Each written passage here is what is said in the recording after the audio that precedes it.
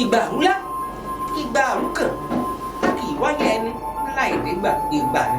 a pè é pé kó wá jẹ o tún fẹ́ mú mi lọ́wọ́ dání. ṣé ìwọ mọ̀ pé tí ò bá sí igi lẹ́yìn ọgbà ò lè dá dúró ni.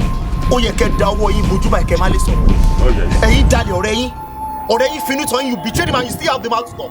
ẹlẹ́dàá mi á dà fún ẹ orí ìyá mi orí bàbá mi á dà fún ẹ orí bó o ṣe bá mi àti kò tó tún fẹ́ fi mí sí orí mi á dà fún ẹ. ṣé kó ní àgbàlagbà wọn kì í ṣe lágbàlagbà ni. ṣé mo ṣe lágbàlagbà. ṣé ọmọ ẹyọ kan dúró yẹn ẹni tó bímọ ẹyọ kan kò tí kò lè gbàgàn. ọ̀wọ́ ọ̀rẹ́ ẹ̀ sọ fún ẹ pé kò lọ máa lò don't ever try it. kí ló ní. tó bá tásìkò tó máa lò ní tí màá sọ fún ẹ.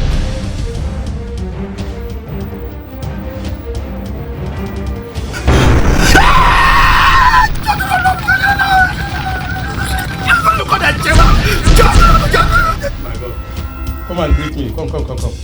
Come and greet me. Who are you, Mr. Man? Lara, who is you? Ó tiẹ̀ dá orúkọ ló ti ń pè wọ ìyá ẹ̀ èmi á kọ́ ọmọ ìyá dẹ̀ gbọ́n tó lóun fẹ́ gbọ́n ni I will teach him a lesson.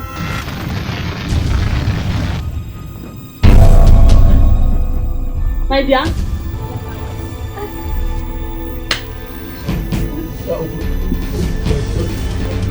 Thank you.